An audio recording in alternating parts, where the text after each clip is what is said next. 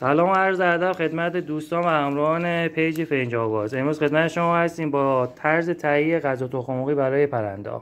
مواد لازم: یک عدد تخم مرغ، تخم خرفه،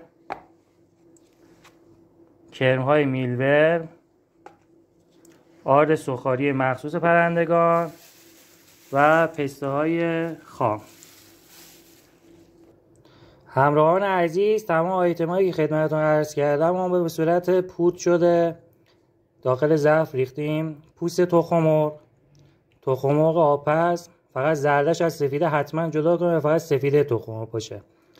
پسته رنده شده، تخم خرفه، آرد سوخاری مخصوص پرندگان و پود شده کرم‌های میلور.